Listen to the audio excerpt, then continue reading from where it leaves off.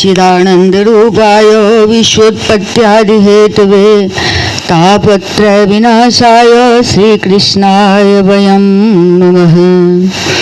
यं प्रव्रजन्तमनुपेतं वेदकृत्यं द्वैपायनो विरह कातर आजुहाव पुत्रेदि तन्मयतया तर्वो विनेदोस्तं सर्वभूतहृदयं मुनिमानितोऽस्मि निगमकल्पतरोर्गलितं फलं शुकमुखादिमितद्रवसंयुतं पिबत भागवतं रसमालयं मुहुरहो रसिका भुवि भावुका। ओम नमो भगवते वासुदेवाय। ओम श्री परमात्मने नमः। यूट्यूब चैनल पे सभी भक्तगणों का हार्दिक स्वागत है, हार्दिक अभिनंदन है। श्रीमद् भागवत महापुराण के दशम स्कंध में अष्टम अध्याय, जिसमें कि नामकरण संस्कार और बाल लीला का वर्णन है। श्री शुक उवाच गर्गः पुरोहितो राजन् यदुनां सुमहातपा ब्रजं जगाम नंदस्य वसुदेव प्रचोदितः। श्री सुखदेव जी कहते हैं, परीक्षित, यदुवंशियों के कुल पुरोहित थे श्री गर्गाचार्य जी। वे बड़े तपस्वी थे। वसुदेव जी की प्रेरणा से वे एक दिन नंद बाबा के गोकुल में आए। तम दृष्ट्वा परम प्रेतः प्रत्युत्थाय कृतांजलिः आनचार्य धोक्षया प्रणिपात पुरःसरम। उन्हें देखकर नंद बाबा को बड़ी प्रसन्नता हुई।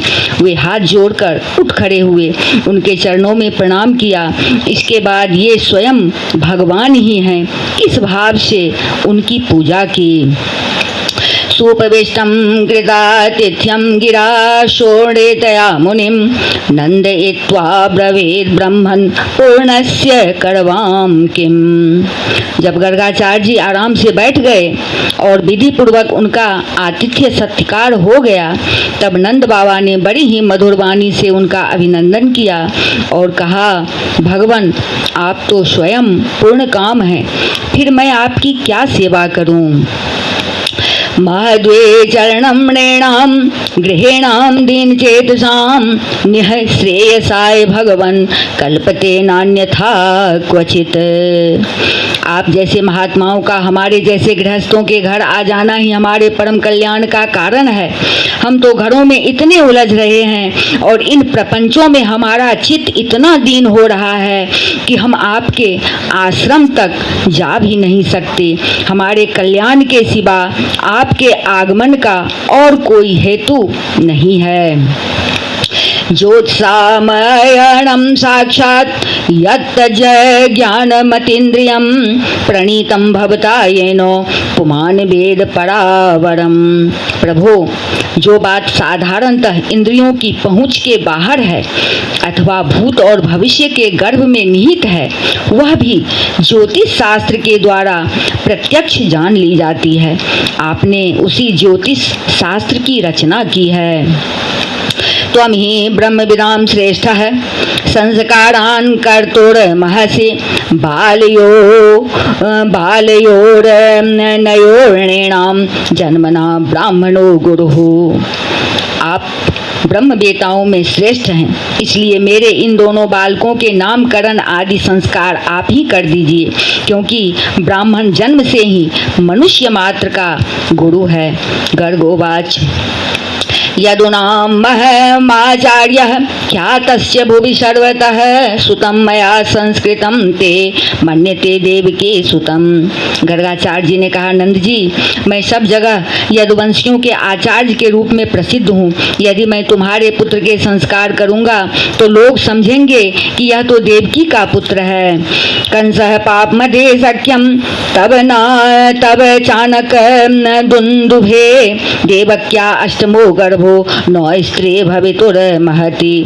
कंस की बुद्धि बुरी है, वह पाप ही सोचा करती है। वसुदेव जी के साथ तुम्हारी बड़ी घनिष्ठ मित्रता है। जब से देवकी की कन्या से उसने यह बात सुनी है कि उसको मारने वाला और कहीं पैदा हो गया है, तब से वह इति संचित्य श्रुत्वा देवक्या दारिका वचः अपि हंता गता संकस्तहे तन्नो जनयो भवेत्। तब से वह यही सोचा करता है कि देवकी के 8वें गर्भ से कन्या का जन्म नहीं होना चाहिए। यदि मैं तुम्हारे पुत्र का संस्कार कर दूं और वह इस बालक को वसुदेव जी का लड़का समझकर मार डाले तो हमसे बड़ा अन्याय हो जाएगा। नंदोवाच अलक्षितो अस्मिन् राशे माम कैरपि गोब्रजे कुरु द्विजाति संस्कारम स्वस्ति वाचन पूर्वकम। नंद बाबा ने कहा, आचार्य जी आप चुपचाप इस एकांत गौशाला में केवल स्वस्ति वाचन करके इस बालक का द्विजाति समुचित नामकरण संस्कार मात्र कर दीजिए। औरों की कौन कहे, मेरे सगे संबंधी भी इस बात को न जानने पावें। श्री शुकवाच एवं संप्रार्थितो विप्रः स्वचिकेत्सितमेव तत् चकार नामकरणम गूढ़ो रहसी बालयो। श्री सुखदेव जी कहते हैं, गर्गाचार्य जी तो संस्कार करना चाहते ही थे। जब नंद बाबा ने उनसे इस प्रकार प्रार्थना की तब उन्होंने एकांत में छिपकर गुप्त रूप से दोनों बालकों का नामकरण संस्कार कर दिया। गर्गोवाच अयम ही रोहिणी पुत्रो रमयन् सुहृदो गुणे आख्यास्ते रामीति बलाधिक्याद बलम विदो यदुनाम पृथक भावात संकर्षण मोह संच्युत। गर्गाचार्य जी ने कहा, यह रोहिणी का पुत्र है, इसलिए इसका नाम होगा रोहिणी। यह अपने सगे संबंधी और मित्रों को अपने गुणों से अत्यंत आनंदित करेगा, इसलिए इसका दूसरा नाम होगा राम। इसके बल की कोई सीमा नहीं है, अतः इसका एक नाम बल भी है। यह यादवों में और तुम लोगों में कोई भेदभाव नहीं रखेगा और लोगों में फूट पड़ने पर मेल करावेगा, इसलिए इसका नाम संकर्षण भी है। आशन वर्णाश्रयो हयस्य गृह्णतो नु युगम तनु शुक्लो रक्तसथा पीतो इदानीं कृष्णताम गतः। और यह जो श्यामला है यह प्रत्येक युग में शरीर ग्रहण करता है। पिछले युगों में इसने क्रमशः श्वेत, रक्त और पीत ये 3 विभिन्न रंग स्वीकार किए थे। अब की यह कृष्ण वर्ण हुआ है, इसलिए इसका नाम कृष्ण होगा। प्रागयम वसुदेवस्य क्वचि जातस्तवात्मजः वासुदेव इति श्रीमान भिज्ञासं प्रचक्षते। नंद जी, यह तुम्हारा पुत्र पहले कभी वसुदेव जी के घर भी पैदा हुआ था, इसलिए इस रहस्य को जानने वाले लोग इसे श्रीमान वासुदेव भी कहते हैं। बहुनी संति नामानि रूपानि च सुतस्य ते गुणकर्मानुरूपानि तान्यहं वेदनो जनाः। नंद जी, हैं तुम्हारे पुत्र के और भी बहुत से नाम हैं तथा रूप भी अनेक हैं। इसके जितने गुण हैं और जितने कर्म, उन सब के अनुसार अलग अलग नाम पड़ जाते हैं। मैं तो उन नामों को जानता हूँ, परंतु संसार के साधारण लोग नहीं जानते। एष वः श्रेय आधास्यत् गोप गोकुल नंदनः अनेन सर्वदुर्गानि यूयमंजस्तरिष्यथ। यह तुम लोगों का परम कल्याण करेगा। समस्त गोप और गौओं को यह बहुत ही आनंदित करेगा। इसकी सहायता से तुम लोग बड़ी बड़ी विपत्तियों को बड़ी सुगमता से पार कर लोगे। पुराणेन ब्रजपते साधवो दस्यु पीड़िता और आज के रक्ष्यमाणा यज्ञोर दस्युन समेधिता। ब्रजराज, पहले युग की बात है, एक बार पृथ्वी में कोई राजा नहीं रह गया था। डाकुओं ने चारों ओर लूट खसोट मचा रखी थी। तब तुम्हारे इसी पुत्र ने सज्जन पुरुषों की रक्षा की और इससे बल पाकर उन लोगों ने लुटेरों पर विजय प्राप्त की। यह एतस्मिन् महाभागा प्रीतिं कुर्वन्ति मानवा नार्यो भे भवन्त्येतान् विष्णु पक्षा निवासुरा। जो मनुष्य तुम्हारे इस सांवले सलोने शिशु से प्रेम करते हैं वे बड़े भाग्यवान हैं। जैसे विष्णु भगवान के कर कमलों की छत्र छाया में रहने वाले देवताओं को असुर नहीं जीत सकते, वैसे ही इससे प्रेम करने वालों को भीतर या बाहर किसी भी प्रकार के शत्रु नहीं जीत सकते। तस्मानंदात्मजोयं ते नारायण समो गुणे श्रिया कृत्यानुभावेन गोपायस्व समाहितः। नंद जी चाहे जिस दृष्टि से देखें, गुण में, संपत्ति और सौंदर्य में, कीर्ति और प्रभाव में तुम्हारा यह बालक साक्षात भगवान नारायण के समान है। तुम बड़ी सावधानी और तत्परता से इसकी रक्षा करो। इत्यात्मानं समादिश्य गर्गे च स्वगृहं गते नंदः प्रमुदितो मेने आत्मानं पूर्णमाशीषाम। इस प्रकार नंद बाबा को भली भांति समझाकर आदेश देकर गर्गाचार्य जी अपने आश्रम को लौट गए। उनकी बात सुनकर नंद बाबा को बड़ा ही आनंद हुआ। उन्होंने ऐसा समझा कि मेरी सब आशा लालसाएं पूरी हो गई, मैं अब कृतकृत्य हो गया हूँ। कालेन ब्रज ताल्पेन गोकुले राम केशवो जानुभ्याम सह पाणिभ्याम रिंगमानो विजहनतो। परीक्षित, कुछ ही दिनों में राम और श्याम घुटनों और हाथों के बल बकैया चल चल कर गोकुल में खेलने लगे।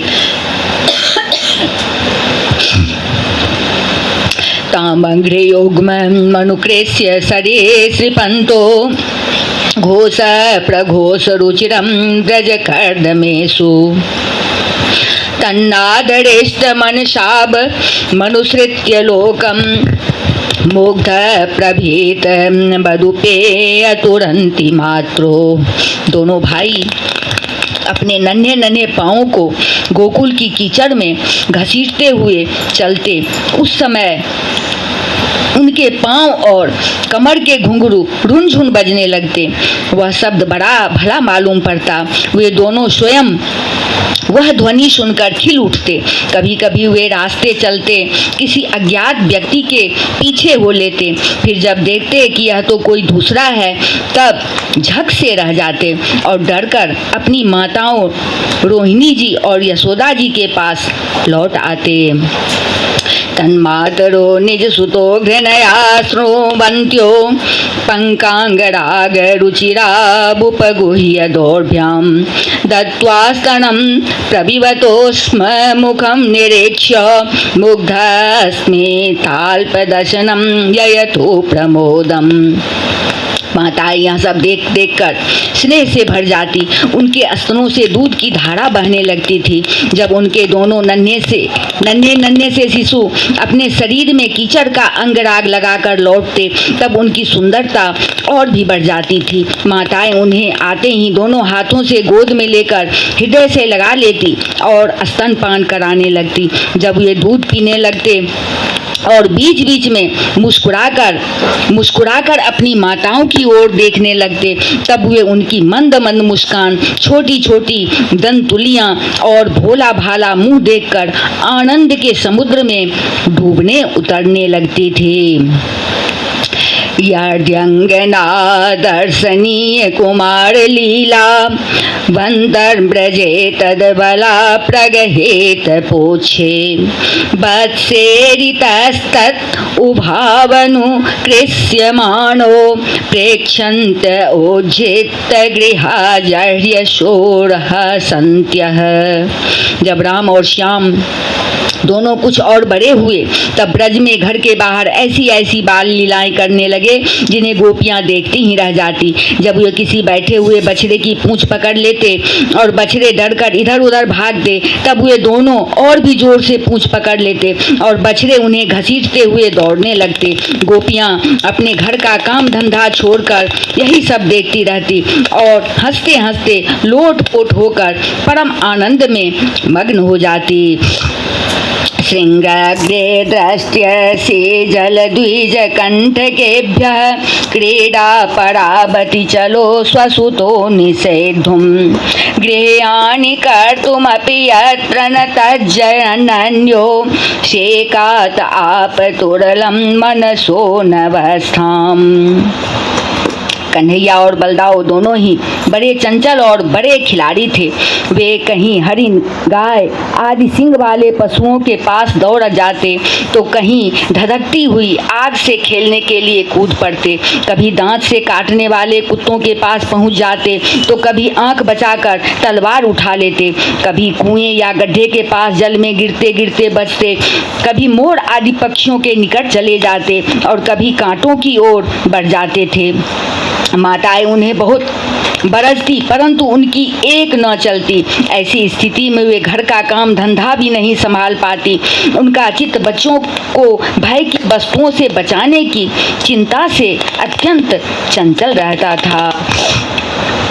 काले नाल्पेन राजर्षे रामः कृष्णास्य गोकुले अधृष्ट जानुभे पद्भिर् बीच कर्म तुरंजसा।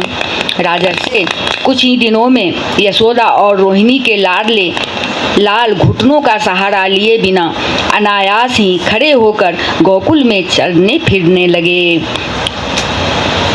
ततस्तु भगवान कृष्णो भयस्येर ब्रजबालके सह रामो ब्रज स्त्रीणाम चे क्रीडे जनयन मुदम।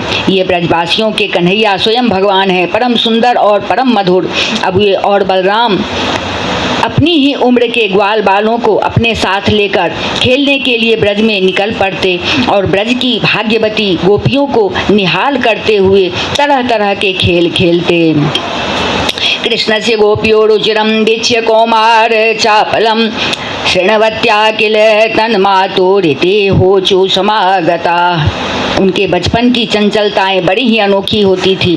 गोपियों को तो वे बड़ी ही सुंदर और मधुर लगती। एक दिन सब की सब इकट्ठी होकर नंद बाबा के घर आई और यशोदा माता को सुना सुनाकर कन्हैया के करतूत कहने लगी।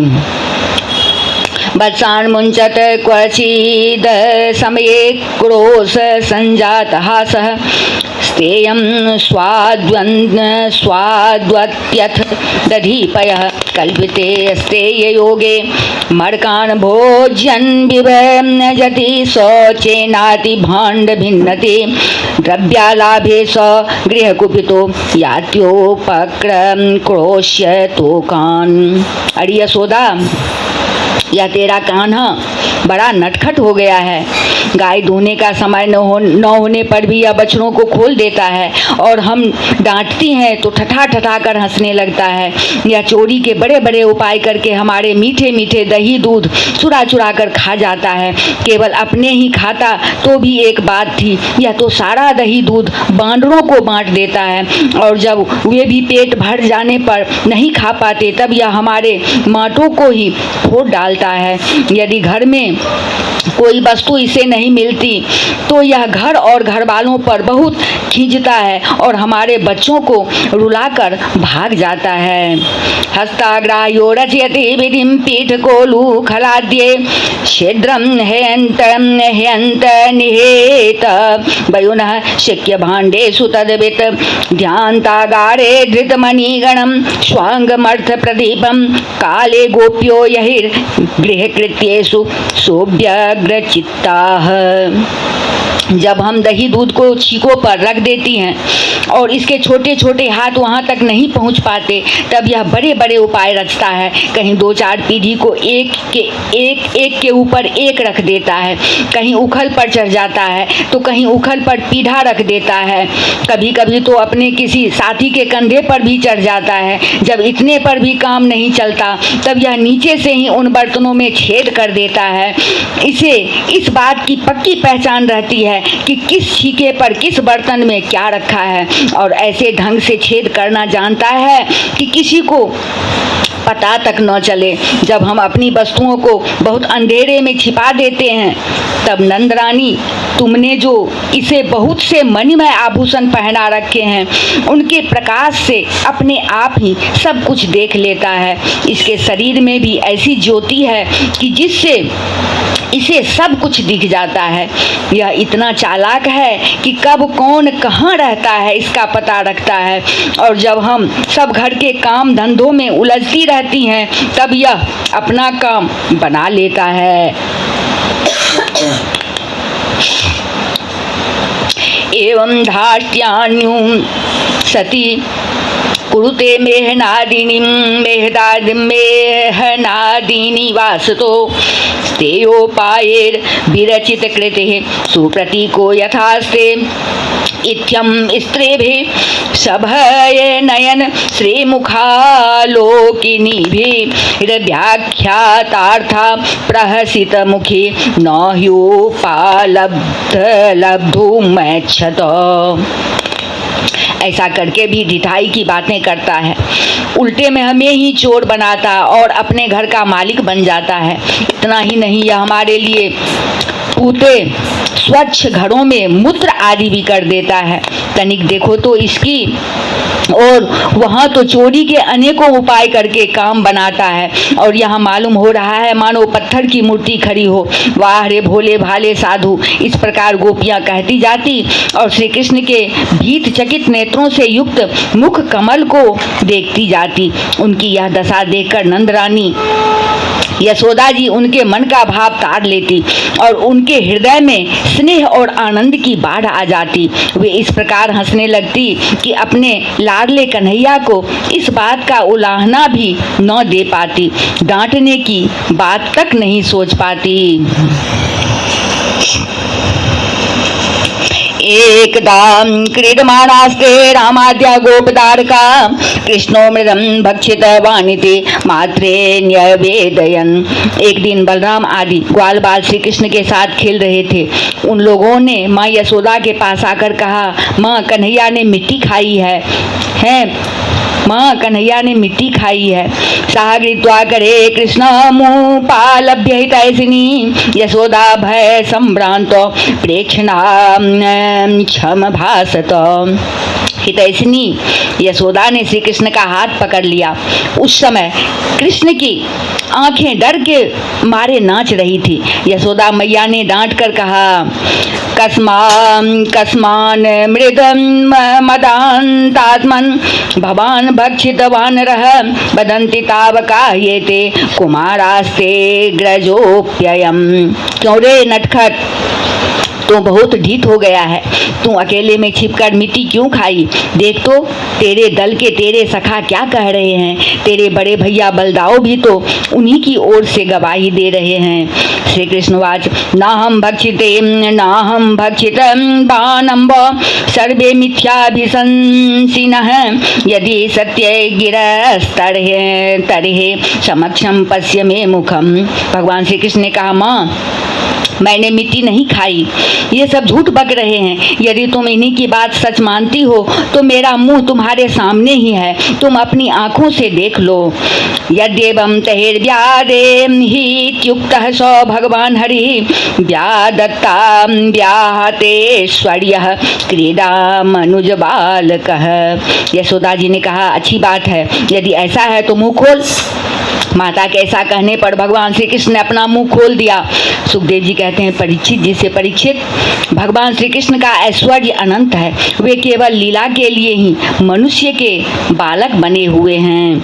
सा तत्र ददिशे विश्वं जगत स्थास्नो च खंदिशः साद्रिद्वीपाब्धि भूगोलम सवायबग्निन्दुतारकम।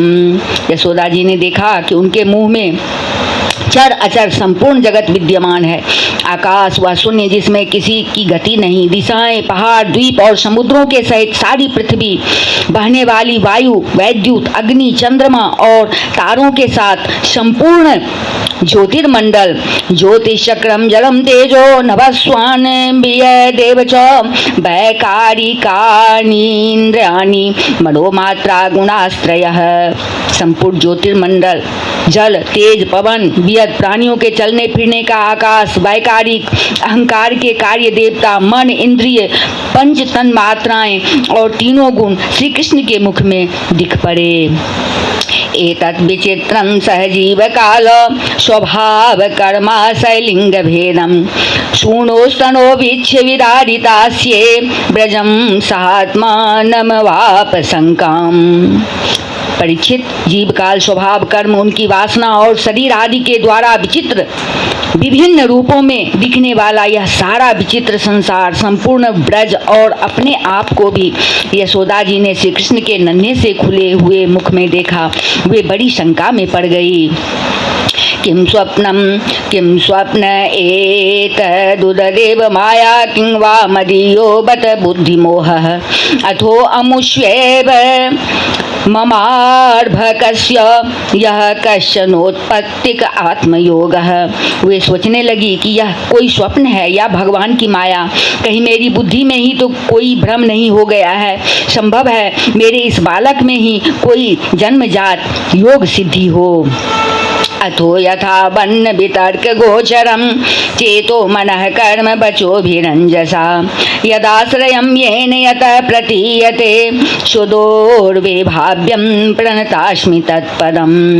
जो चित्त, मन, कर्म और वाणी के द्वारा ठीक ठीक तथा सुगमता से अनुमान के विषय नहीं होते, यह सारा विश्व जिनके आश्रित है, जो इसके प्रेरक हैं और जिनकी सत्ता से ही इसकी प्रतीति होती है, जिनका स्वरूप सर्वथा अचिंत्य है, उन प्रभु को मैं प्रणाम करती हूँ। अहम ममासो पतिरेश में सुतो ब्रजेश्वरस्याखिल भित्तपासते गोपस्य गोपासः गोधनाश्च में यन्मायेथं कुमति समे गतिः।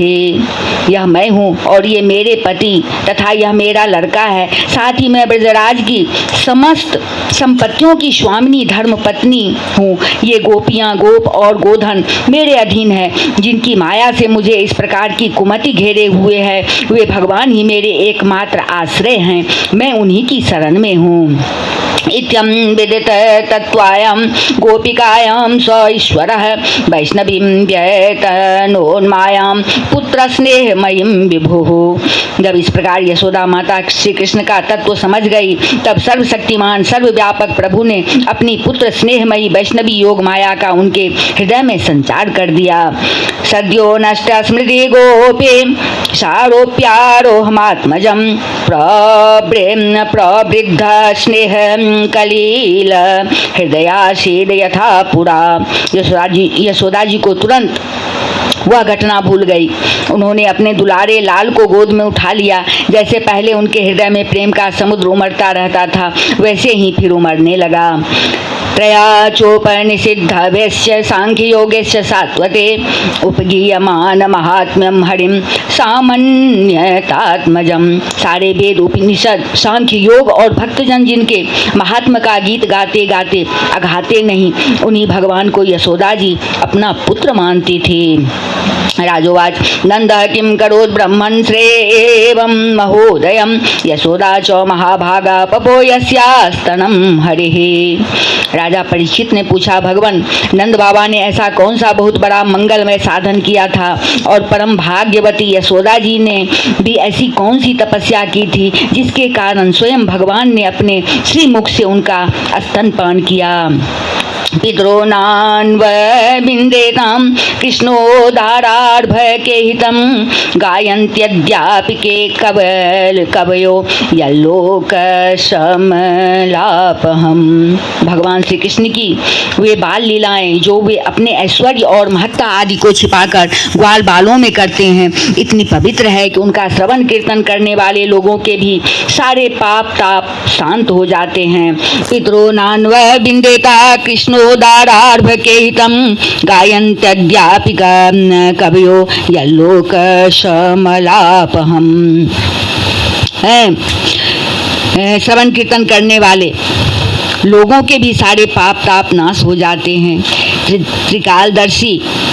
त्रिकालदर्शी ज्ञानी पुरुष आज भी उनका गान करते रहते हैं। वे ही लीलाएं उनके जन्मदाता माता पिता देवकी वसुदेव जी को तो देखने तक को न मिली और नंद यशोदा उनका अपार सुख लूट रहे हैं। इसका क्या कारण है? श्री शुकवाच दोनों वसुनाम प्रबोधया सभार्यया कार्यस्यमानि आदेशान ब्रह्मणस्तमुवाच। श्री सुखदेव जी कहते हैं, परीक्षित, नंद बाबा पूर्व जन्म में एक श्रेष्ठ वसु थे। उनका नाम था द्रोण और उनकी पत्नी का नाम था धरा। उन्होंने ब्रह्मा जी के आदेशों का पालन करने की इच्छा से उनसे कहा, जात योर्णो महादेवे भूवि विश्वेश्वरो हरो भक्ति स्यात् परमालोके यांजो दुर्गतिम तरेत। भगवान, जब हम पृथ्वी पर जन्म लें तब जगदीश्वर भगवान श्री कृष्ण में हमारी अनन्य प्रेममयी भक्ति हो, जिस भक्ति के द्वारा संसार में लोग अनायास ही दुर्गतियों को पार कर जाते हैं। अस्तित्युक्त स भगवान ब्रजे दोनों महायसा यज्ञे नंद इति ख्यातो यशोदा सा धरा भवत। ब्रह्मा जी ने कहा, ऐसा ही होगा। वे ही परम यशस्वी भगवानमय द्रोण ब्रज में पैदा हुए और उनका नाम हुआ नंद, और वे ही धरा इस जन्म में यशोदा के नाम से उनकी पत्नी हुई। ततोर्भक्तिर्भगवती पुत्री भूते जनार्दने दाम्पत्योर्नितरामासीत् गोप गोपी सुभारत। परीक्षित, अब इस जन्म में जन्म मृत्यु के चक्र से छुड़ाने वाले भगवान उनके पुत्र हुए और समस्त गोप गोपियों की अपेक्षा इन पति पत्नी नंद और यशोदा जी का उनके प्रति अत्यंत प्रेम हुआ। कृष्णो ब्रह्मण आदेशम सत्यम कर्तुम ब्रजे विभो सह रामो बसंश्चक्रे तेषां प्रीतिम स्वलीलया। ब्रह्मा जी की बात सत्य करने के लिए भगवान श्री कृष्ण बलराम जी के साथ ब्रज में रहकर समस्त ब्रजवासियों को अपनी बाल लीला से आनंदित करने लगे। श्रीमद्भागवते महापुराणे पारमहंस्यां संहितायां दशम स्कंधे पूर्वार्धे विश्वरूप दर्शने अष्टमोध्याय। बोल वृंदावन बिहारी लाल की जय, राजा रामचंद्र की जय, अम्बा जनक नंदनी की जय, भास्कर भगवान की जय, बजरंगबली की जय, उमापति महादेव की जय, श्रीमद् भागवत महापुराण की जय। बोलिए सब संतन की जय। जय जय श्री राधे।